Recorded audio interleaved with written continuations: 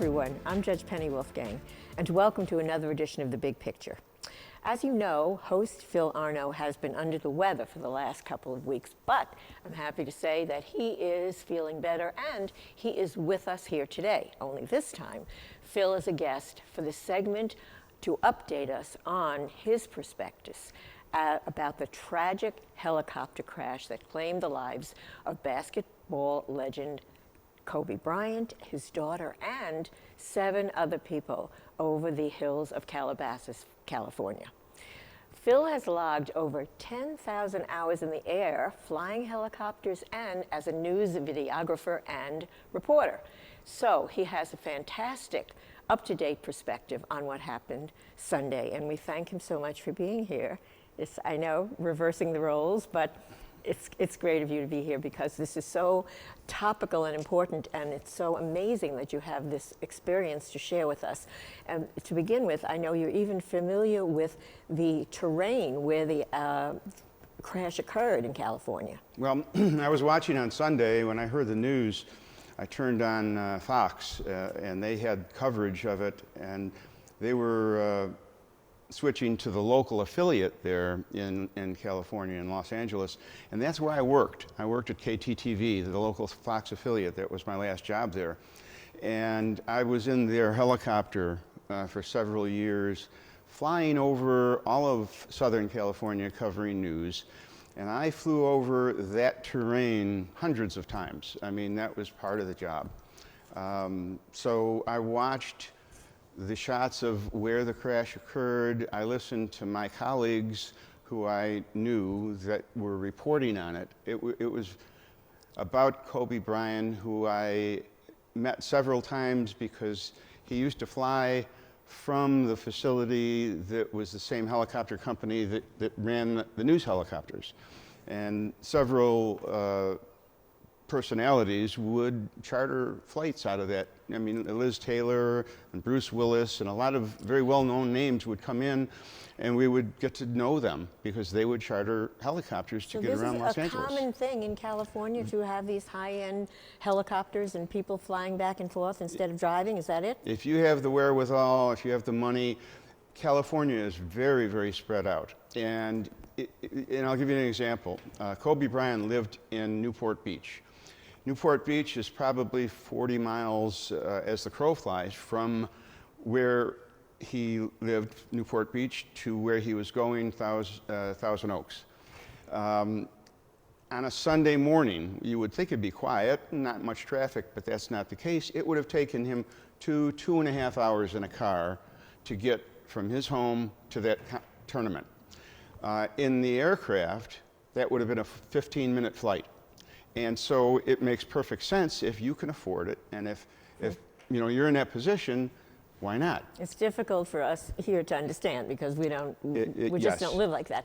What about, you mentioned the terrain, but it's very, people keep saying it was like the clouds, the weather, the fog, that it was a difficult area to fly over, and that's what caused the crash, actually. Well, we'll be showing you that video as filed video that I shot as we talk about this, but every morning in Los Angeles, almost all year long, they have what they call a marine layer. And you have the ocean, and the ocean is usually pretty cool out there. It's not a warm water, it's in the 60s. And there's a fog layer that forms over the ocean, and it comes inland. It blows in over it's an onshore flow, and it comes over the land for several miles, 5-10 miles. And it's a fog, and it covers the land.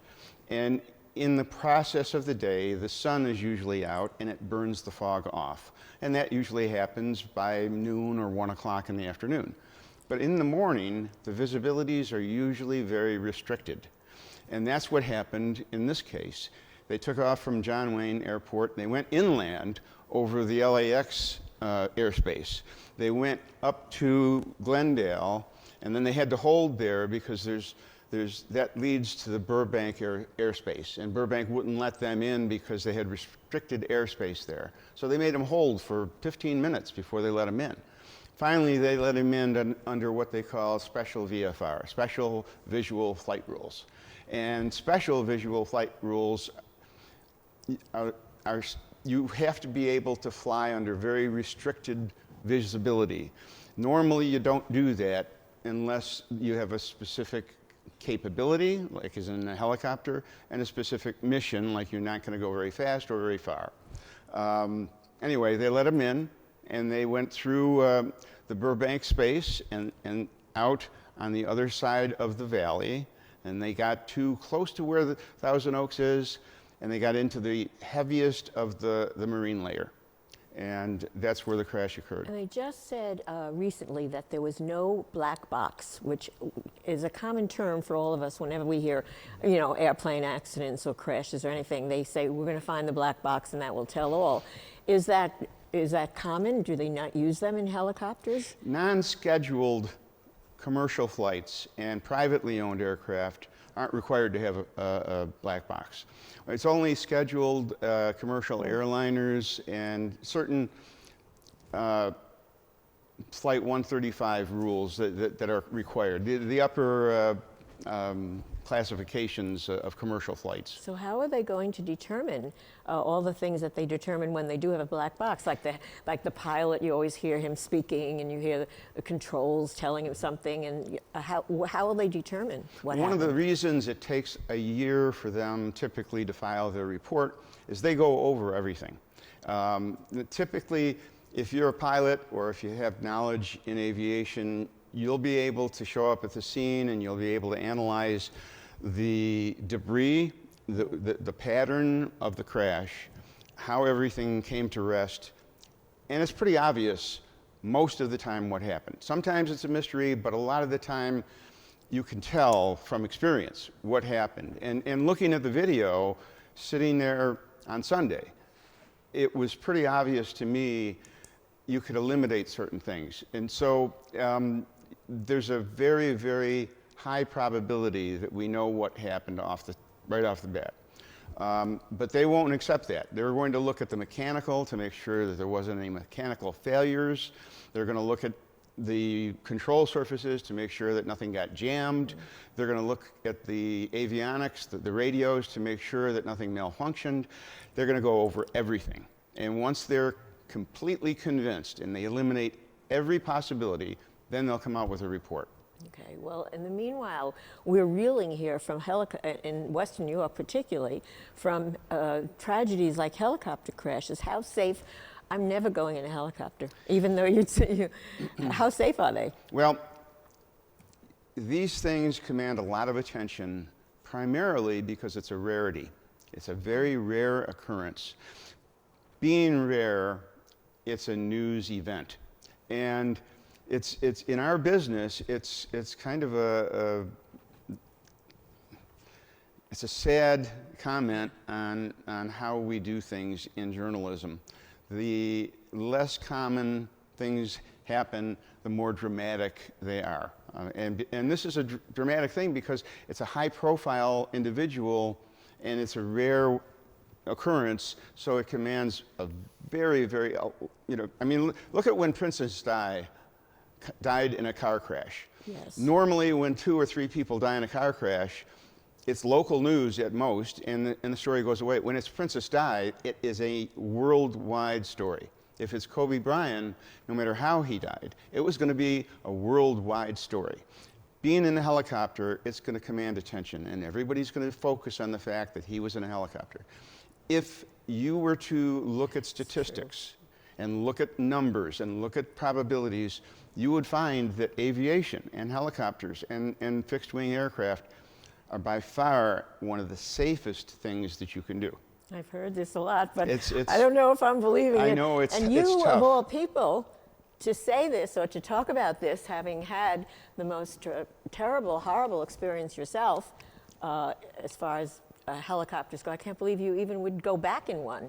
Well, it's a little counterintuitive sometimes when you think about things, but primarily, the machines are very reliable, and it all boils down to pilots and the mistakes that they make, and that's the vast majority of the problems that you run into. And I told my kids when they started to drive, I said, the biggest problem you face, and I'll say this to everybody out there, when you get behind the wheel of a car or when you walk across the street, the very biggest problem that you face, people make mistakes.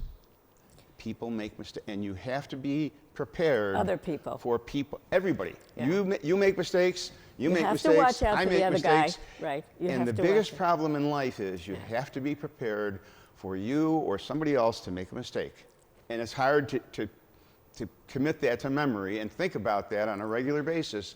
But as a driver, and I've driven over 2 million miles in my career, 2 million miles on the road. That's not including in the air.